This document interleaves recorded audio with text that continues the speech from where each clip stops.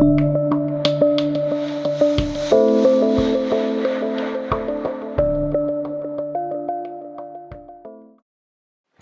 everyone, I'm Pam Gregory, astrologer. I'm going to be speaking to you today about the first half of December and in particular the full moon that we have coming up in Gemini on the 13th.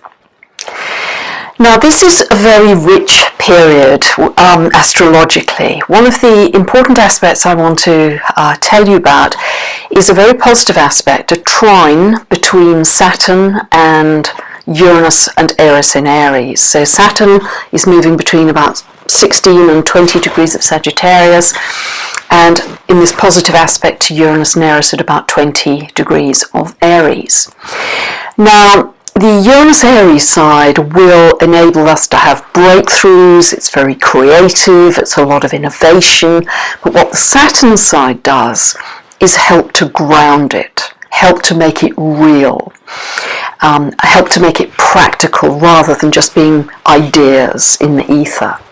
And this aspect is going to be running for all of 2017. And I think it's going to be very much about becoming more autonomous, becoming more self-sufficient for each of us, even if we start to grow a little bit of our own food or start to operate within a community as individuals. I think that will be a very positive step that reflects this aspect. Now, for the last year, I've talked a lot about Saturn being square to Neptune, and this has been the aspect that's been about smoke and mirrors, really. What's true, what's not, what can we trust, what not, what can we believe, what not, and I think we've seen that very, very clearly out in the world. But that aspect is moving on now, and it's being replaced by Saturn being square to Chiron in Pisces, at 20 degrees of Pisces. Now, Chiron is the archetype of the wounded healer. So this aspect is actually exact on the 28th of the month, but it can make us feel a little bit sensitive, a little bit wounded in some way.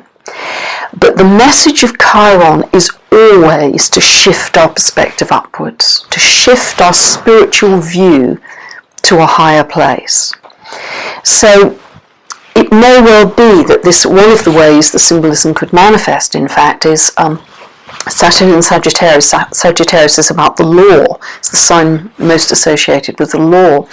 Square to Chiron in Pisces, the literal symbolism is wounded water, so polluted water. So one of the possible manifestations of this symbolism clearly is at the moment how far the law can or cannot protect the pollution of water or protect clean water.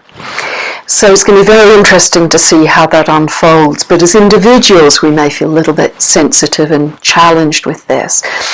But the point of it, the purpose of it is to get us to shift from 3D reality to a different perspective. What can this situation teach us? What is the good in this that we're not seeing? How can it help us make different choices to move to a better future? So it's all about shifting our perspective to see it as a bigger picture too.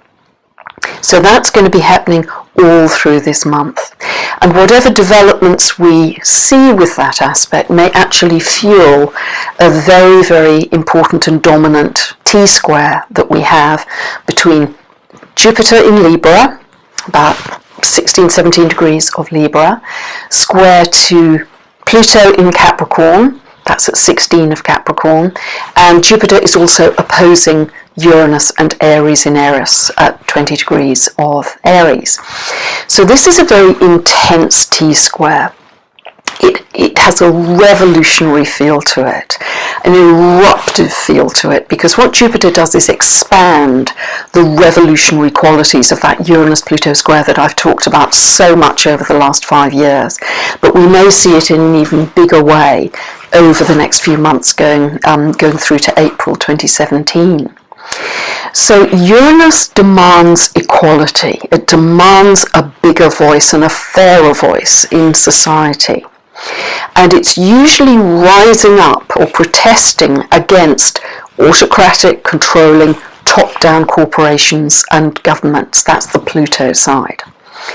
And the Jupiter side, Jupiter in Libra, is demanding fairness and justice and equality too.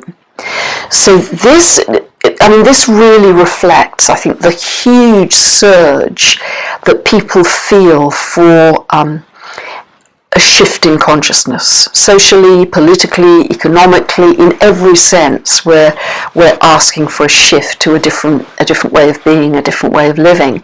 But this intense T-square is taking us through that evolution, if you like. So sometimes the challenge of that can feel quite uncomfortable, but nevertheless it's a necessary process to get us to a different place, because it's about the breakdown of the old paradigm to enable us to move through to the new. And 2 days that may be particularly intense in this first half of December are the 2nd of December, when the moon comes to conjunct Pluto and shines a light on this whole T-square. And then on the 9th, by then the moon has moved on to conjunct Uranus and Eris in Aries, at 20 of Aries. So again, it shines a light on that T-square. It lights it up. And the moon in mundane astrology is the people. So the people may be feeling particularly intense around certain issues to do with control of corporations and governments. Interestingly, on a personal level, this is wonderful stuff, because it is about awakenings. Many of you have experienced that over the last few years with this Uranus-Pluto square. It's about personal transformation, and it's about awakening. And what strengthens that picture as well is Haumea, the dwarf planet Haumea, is very much connected to new consciousness. In myth, Haumea was the goddess who could heal and regenerate the earth. So I think more and more of us are feeling a sense of the need to protect the earth, a need for sustainability of certain wild animal species and the earth's core itself. So Haumea is coming in to enable that to be birthed in a better way.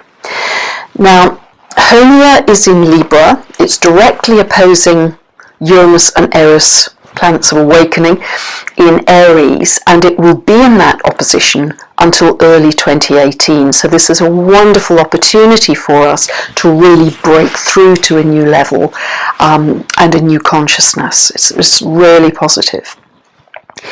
Also, this opposition, part of the T-square, the opposition we have between Jupiter and Uranus, which will continue through to April, is also a super aspect individually, because Jupiter is about higher consciousness, joy, wisdom, expansion, personal opportunities. Uranus is about sudden, out of the blue opportunities, and it's the planet of awakening. So things can come lickety-split out of the blue that you weren't expecting, particularly if you have anything between 16 and 20 degrees of the cardinal signs. That's Aries, Cancer, Libra, Capricorn. Any planets or angles, you'd be likely to feel this over the next few months.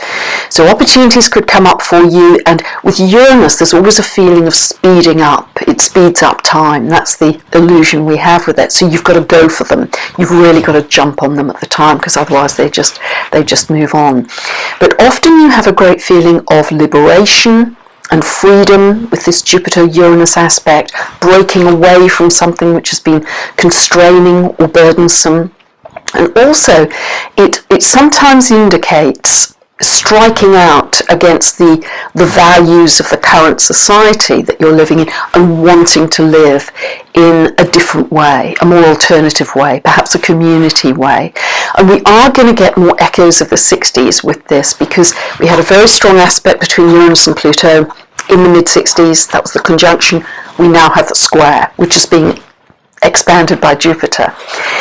So there may be, certainly moving towards 2020, a greater and greater desire to move to those community-based living situations where society is more horizontal and less vertical. So that's a really terrific opportunity, or series of opportunities that could be coming up for you. And I think this is really about a revolution in how we treat each other with respect, with equality, with fairness, and, as I say, an increasing respect for the earth. I think this is what this whole paradigm shift is partly about, or mainly about. Then, on the 13th of the month, and this happens at 4:05 p.m. Pacific, and 5 minutes past midnight UK time the next day, we have a full moon at 22 degrees and 25 minutes of Gemini. Now, full moons are always cycles of completion, culmination, fruition, or closure. So see where 22 of Gemini falls for you in your birth chart, and just observe what happens in that particular area of life. And this is how we start to learn about astrology and the unfolding patterns in our development. And if you don't know where that is in your birth chart, just check out the link appearing above. You can download a free birth chart from my website, and then if you go to my store, you can buy a 2-part tutorial video series, which people are really, really enjoying a lot, because they explain very clearly and simply how you can find all of these aspects I've talked about in your own chart, and what it means for you. And you can do that for years and years to come. So it's very helpful, gives you much more meaning to what I'm saying here. Now, at a full moon, the sun and moon are always opposite each other. So the sun is in Sagittarius, which is ruled by Jupiter. So again, we're back to this symbolism of higher consciousness, wisdom, expansion, the interconnectedness of the universe.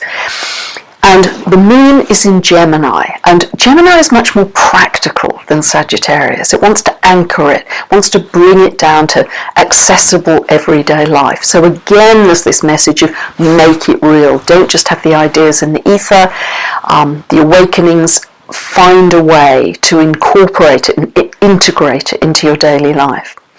And that message is really emphasized again, because at this full moon we have Saturn conjunct the Sun. So again, make it real, make it grounded.